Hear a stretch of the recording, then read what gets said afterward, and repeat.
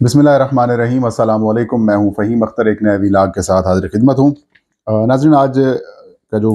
Video है, जो आज का जो व्लॉग है, इसका टॉपिक ये है कि इस वक्त वफाकी हुकूमत के सर्कल्स के अंदर एक डील की कोशिशें की जा रही हैं, या फिर एक डील हासिल करने की बात की जा रही है। और वो डील है कि किसी न किसी तरीके से जो इमरान खान की जो मुमकिन रिहाई है, उसको कैपिटलाइज किया जा सके और उसके एवज़ कुछ अरब डॉलर्स हासिल किए जा सकें। आज इस हवाले से पहली जो अटेम्प्ट है, जो माहौल बनाने की अटेम्प्ट है, वो कर दी गई है। जंग अखबार में जो एक सीनियर सहाफ़ी हैं सोहेल वड़ायत साहब, उन्होंने कॉलम लिखा है और उनके बारे में ये बात मशहूर है कि इस्टेब्लिशमेंट या ताकतवर हल्के अगर कोई चीज़ पब्लिक कराना चाहते हैं तो वो कोशिश जो है वो सोहेल वड़ायत टाइप कुछ लोग हैं उनके ज़रिए करवाई जाती है। इसकी तफसीलात क्या हैं वो आपके साथ शेयर करेंगे। लेकिन एक बात होता है कि इमरान खान साहब के बगैर या उनकी पॉलिसीज़ के बगैर इनसे सिचुएशन नहीं चल रही, हुकूमत नहीं चल रही। यही वजह है कि जो प्लान इमरान खान साहब ने सिविल ब्यूरोक्रेसी से मुतालिक तैयार किया था, बाद में इसी हुकूमत ने उसको रिवर्स किया। अब उसी रिवर्स प्लान को रिवर्स करने के लिए या वही खान साहब वाला प्लान जो है वो तैयार किया जा चुका है। और इंटरेस्टिंग बात, इमरान खान साहब एहतजाज की कॉल कब दे रहे हैं ये भी आपको बताएंगे। और हुकूमती हलकों में किस बात का उतावलापन है, किस बात की परेशानी है कि किसी न किसी तरीके से नौ मुंतखब अमरीकी सदर डोनाल्ड ट्रंप के साथ रब्ता हो जाए। इन तमाम तर टॉपिक्स के ऊपर गुफ्तगू करेंगे। पहली बात, जो पहला टॉपिक है वो वही है कि इमरान खान साहब की रिहाई और वफाकी हुकूमत की डील का रास्ता हासिल करने की जो कोशिश है वो बताएंगे। ये कॉलम जो कि सोहेल वड़ायत साहब ने अपने कॉलम जंग अखबार में लिखा है, इस कॉलम का जो लुब लुबाब है वो यही है कि 10 अरब डॉलर हासिल कर लिए जाएं और इमरान खान को रिहा कर दिया जाए। इस कॉलम के ज़रिए उन्होंने अब्बा जी ट्रंप लिखा, डोनाल्ड ट्रंप को तज़ादास्तानी पाकिस्तानी लिखा, फिर रहनुमा पाकिस्तान का कोट करने की कोशिश की, जुल्फ़ी बुखारी के किरदार का भी उन्होंने हवाला दिया, और फिर एक रिश्तेदार हैं डोनाल्ड ट्रंप के, उनके ज़रिए पैगाम रसाने की कोशिश भी उन्होंने करने की कोशिश की। और जो एक माइंड सेट है बेसिकली वो उन्होंने बताने की कोशिश की है। इसमें यह कहा गया है कि जिस तरीके से पाकिस्तान ने हमेशा से अमरीकी मफादात का तहफ़्फ़ुज़ किया है, अमरीकी जो जंगें हों उसमें किरदार अदा किया है, चाहे वो अफ़गानिस्तान में अफ़गानिस्तान के इनख़ला में हो मामलात, या फिर जो अफ़गानिस्तान में जो जंग हुई उस दौर की तमाम तर अपनी कारकर्दगी जो है वो पेश करने की कोशिश की।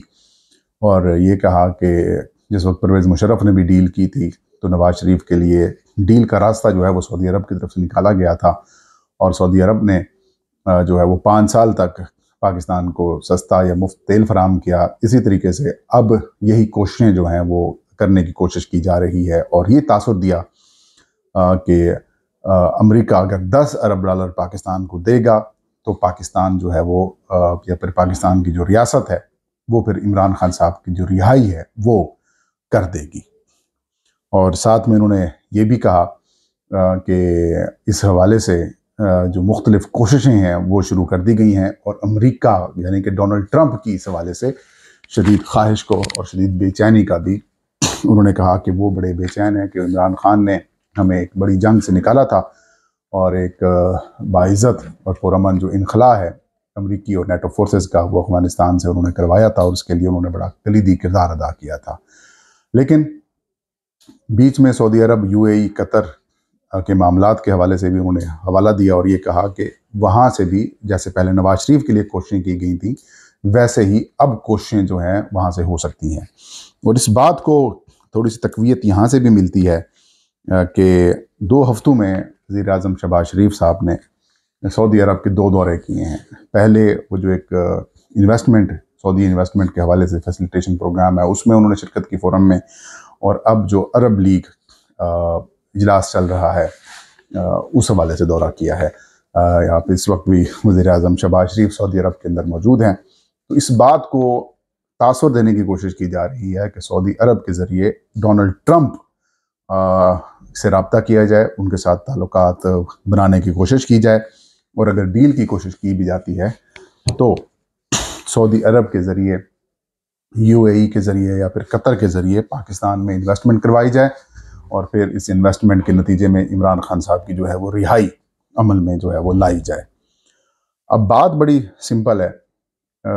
इसमें तो कोई शक नहीं है कि अगर आप ये कह रहे हैं कि पाकिस्तान तहरीक इंसाफ और इमरान खान डोनाल्ड ट्रंप के आने के फौरी बाद इस बात के ऊपर वो बड़े पुरुम्मीद हैं कि डोनाल्ड ट्रंप फ़ोन करेगा और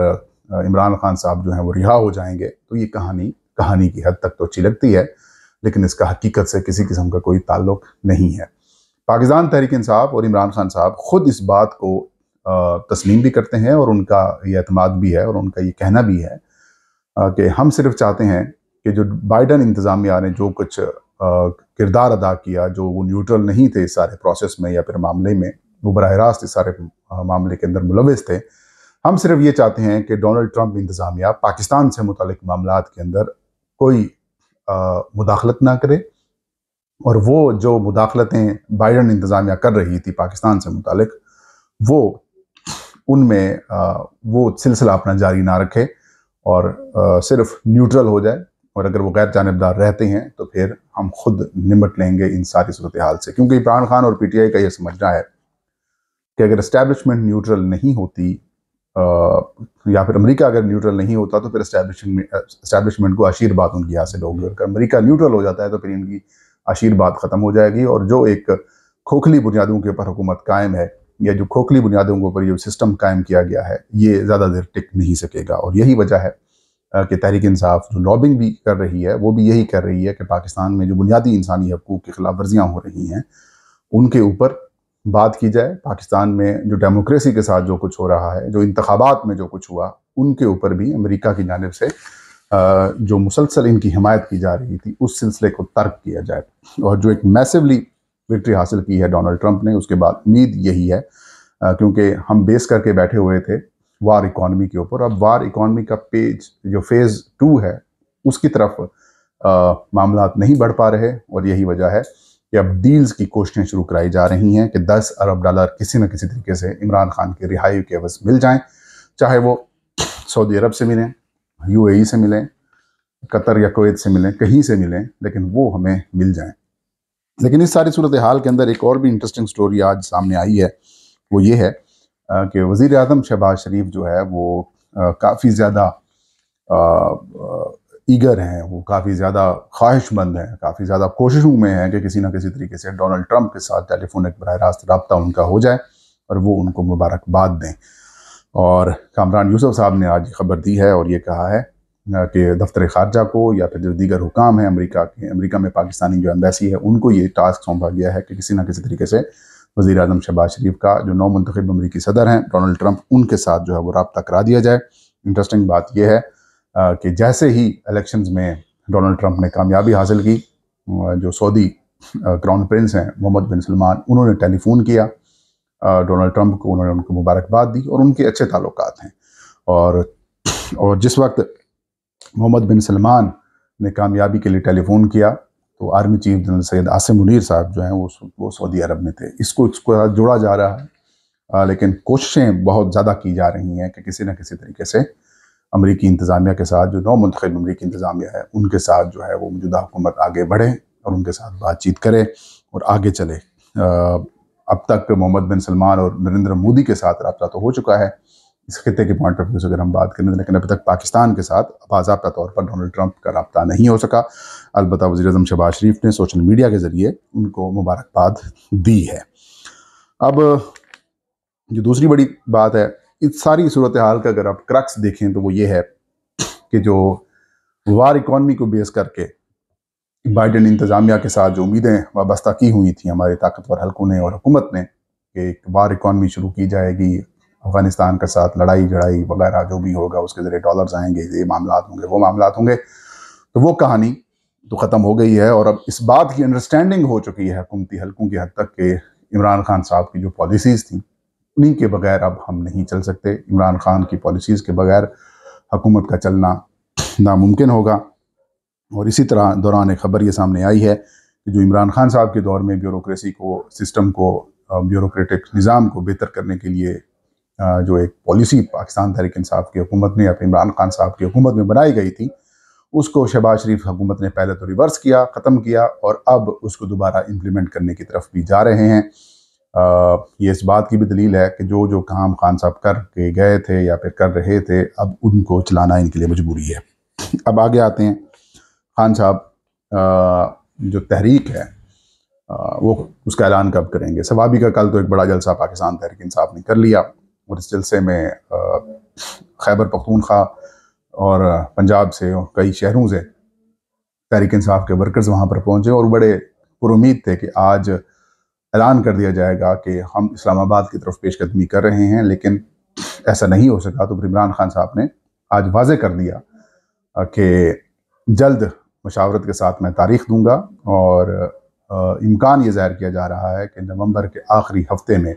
इस बात का ऐलान कर दिया जाएगा कि तहरीक इंसाफ कब फाइनल कॉल देने जा रही है और इमरान खान साहब कब फाइनल कॉल देने जा रहे हैं। कौन इस सारे प्रोसेस को लीड करेगा, कोई सरप्राइज़ भी आ सकता है, मुराद सईद का या फिर कोई और जो तहरीक इंसाफ के रहनुमा हैं वो इस सारे प्रोसेस को लीड कर सकते हैं, क्योंकि इस बात तक तो क्लैरिटी हो चुकी है कि वज़ीर आला खैबर पख्तूनख्वा अली अमीन खान गंडापुर काफ़ी हद तक अपने आप को इस बात में साबित करने में कामयाब हो गए हैं कि वो तहरीक को लीड नहीं कर सकते, क्योंकि छोटे मोटे जो इश्यूज़ हैं उनके गवर्नेंस के या फिर बड़े और जो पॉलिटिकल मामलात हैं उनके मौलाना फजलुर रहमान वगैरह के साथ वो उससे नहीं निकल पा रहे। तो अगले हफ्ते